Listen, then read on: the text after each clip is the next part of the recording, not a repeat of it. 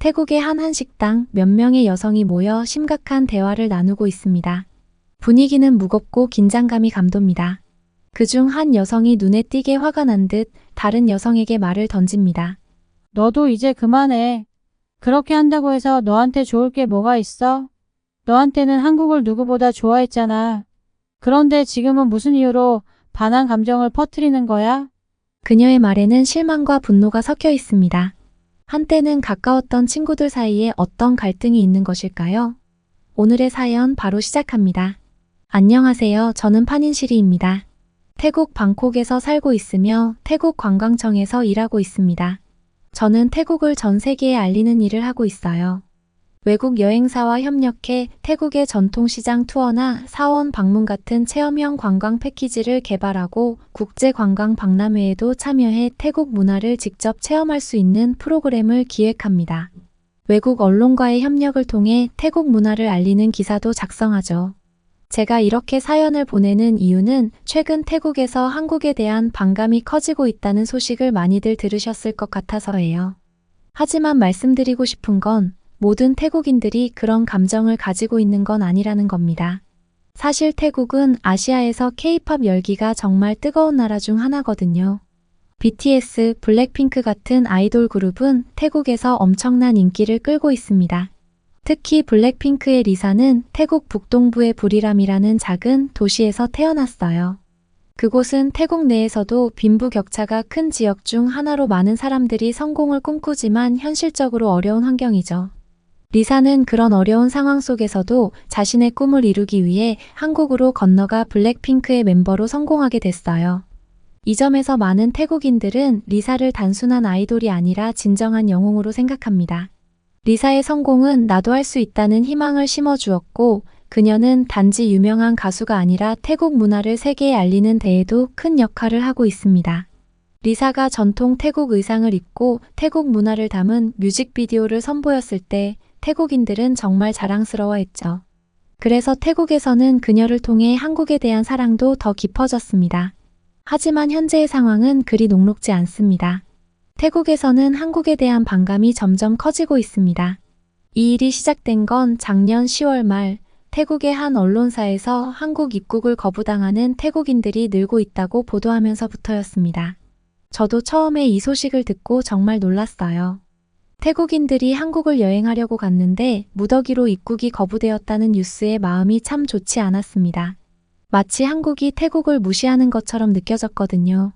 하지만 조금 더 알아보니 한국 정부가 이런 결정을 내린 이유가 있었습니다. 한국에는 불법 체류 중인 태국인들이 상당히 많다고 합니다. 현재 한국에 거주 중인 불법 체류자 중 태국인이 가장 많은 비율을 차지하고 있다는 겁니다. 이들 중 대부분은 관광 비자를 이용해 입국한 후 체류 기간을 초과해 불법으로 일하거나 머무르고 있는 상황입니다.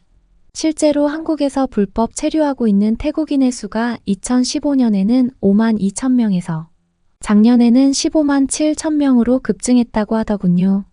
이런 상황이 발생하자 한국 정부는 자국민을 보호하기 위해 태국인들의 한국 입국 심사를 강화할 수밖에 없었습니다. 일부 태국인들이 관광 비자를 이용해 입국한 후 불법적으로 체류하면서 사회적 문제를 일으키는 사례가 많아지자 한국 정부는 전자여행 허가 제도를 도입하고 입국 심사를 더 엄격하게 했습니다.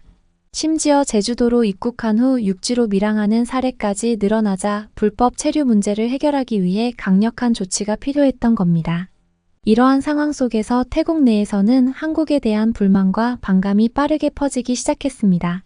특히 잘 알려진 태국 인플루언서가 한국 입국 거부를 당한 후 소셜미디어에 그 경험을 올리면서 많은 태국인들이 분노하기 시작했습니다.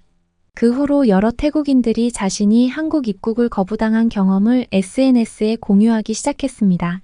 어떤 태국 여성은 많은 서류를 준비했지만 입국이 거부되었다며 분통을 터뜨렸고, 다른 여성은 여행을 위해 5년 동안 모은 돈으로 한국에 갔지만 월급에 비해 너무 많은 돈을 들고 왔다는 이유로 입국이 거부되었다고 호소했습니다. 이런 이야기가 퍼지면서 태국인들 사이에서는 한국의 불법 체류자 문제를 해결하기 위한 조치라고는 이해하면서도 합법적으로 여행하려는 태국인들까지 입국을 거부하는 것은 부당하다는 반응이 나왔습니다. 이런 반응이 확산되면서 태국 내에서는 밴 코리어와 같은 해시태그가 유행하기 시작했습니다. 많은 태국인들이 한국 여행을 금지하자는 목소리를 높였고 급기야는 한국인도 태국에 오지 말라는 분위기까지 형성되었죠. 상황은 여기서 더 악화되었습니다. 태국 여행업 협회 부회장이 한 언론 인터뷰에서 한국을 비하하는 발언을 한 것입니다. 그는 한국을 찾는 태국인 관광객이 감소한 것은 관광 명소가 부족하기 때문이라며 한국 명소는 인기 영화와 넷플릭스 콘텐츠를 통해 알려져 수명이 짧다고 말했습니다. 그는 중국과 일본을 비교하며 이들 나라는 더 많은 명소와 비자 면제, 덜 비싼 가격, 좋은 전망과 분위기가 있다고 말했습니다. 이 발언은 즉각적으로 논란을 일으켰습니다. 태국 내에서 한국을 비하하는 발언들이 쏟아져 나오자 태국 한국문화원과 한국관광공사 방콕 지사는 태국인의 한국 입국 거부 사례에 속상한 심정을 이해하지만 표현을 과장한 것으로 보인다며 반박했습니다. 태국 여행업협회는 결국 사과와 해명을 했지만 한국과 태국 간의 불편한 감정은 여전히 남아 있습니다. 이 사건 이후 태국 내에서는 한국에 대한 부정적인 감정이 더욱 퍼져나갔습니다. 태국의 일부 네티즌들은 밴 코리어 운동을 지지하며 한국을 비난했고 한국에 대한 부정적인 이야기를 더 많이 퍼뜨리기 시작했습니다. 태국인들 사이에서는 이제 한국을 비난하는 것이 하나의 트렌드처럼 되어버렸습니다. 그런데 문제는 이러한 감정이 태국 경제에 악영향을 미치고 있다는 점입니다. 태국의 최대 관광 도시인 방콕에서 한국인 여행객의 수가 급감하면서 현지 상인들이 큰 타격을 입고 있습니다. 관광객이 줄어들면서 방콕의 상인들은 생계의 위협을 느끼고 있으며 이는 사회적 불안정으로 이어지고 있습니다. 저희 어머니는 방콕에서 한식당을 운영하시는데 한국인 손님들이 주 고객층이었습니다. 하지만 밴 코리어 운동 이후 한국인 손님들이 급격히 줄어들었습니다. 한국인들이 거의 찾아오지 않게 되자 주변 상인들은 한국인들을 거부하는 표지판을 붙였고 심지어는 한국인 손님을 쫓아내기도 했습니다. 이러한 분위기 때문에 한국인 손님들이 더더욱 발길을 끊어버렸고 결국 어머니 식당도 큰 타격을 입게 되었습니다. 상인들은 처음에는 한국인 손님들이 줄어드는 것을 대수롭지 않게 여겼습니다. 어차피 중국인 관광객들이 많이 올 거라고 생각했기 때문이죠. 하지만 중국인 관광객들이 늘어나자 오히려 문제는 더 커졌습니다. 중국인 관광객들의 몰상식한 행동과 불친절한 태도, 그리고 그들의 비상식적인 행동들이 눈에 띄기 시작했습니다. 그들의 비위생적인 행동으로 상권이 지저분해지고 일부 상인들은 손해를 입게 되었습니다. 이런 상황을 보고 저는 친구들과 이야기를 나누기로 했습니다.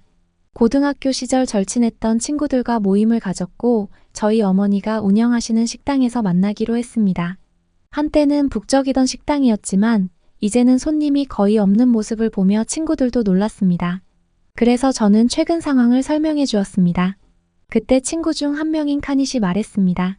나도 한국에 갔다가 입국 거부를 당해서 돌아왔어. 그때 너무 화가 나더라고. 그래서 나도 밴 코리어 해시태그를 올렸어. 저는 깜짝 놀라서 왜 한국에서 입국 거부를 당했는지 물어보았습니다. 그러자 카닛은 조용히 고백했습니다. 사실 나도 취업 목적으로 한국에 가려고 했어. 그냥 여행 간다고 말하고 가려고 했는데 들켰어. 그 말을 듣고 저는 한숨이 나왔습니다. 카닛이 한때 불법 체류를 시도했다는 사실에 놀랐고 그것이 한국 정부가 태국인들의 입국 심사를 강화할 수밖에 없었던 이유임을 깨달았습니다. 그래서 저는 카닛에게 진심으로 말했습니다. 파닌 카닛, 내가 하려던 일이 잘못됐다는 거 알아? 그런 사람들이 많아서 한국이 입국 심사를 강화한 거야. 불법 체류를 시도하는 태국인들 때문에 아무 잘못도 없는 사람들까지 피해를 보고 있어. 우리 엄마도 지금 이 사태 때문에 큰 어려움을 겪고 있어. 우리가 먼저 바뀌어야 해. 불법적인 방법을 버리고 정당한 절차를 따라야지. 카닛은 처음에는 제 말을 듣고 조금 불편해했지만 다른 친구들이 제 말을 지지해주자 스스로 잘못을 깨닫게 되었습니다.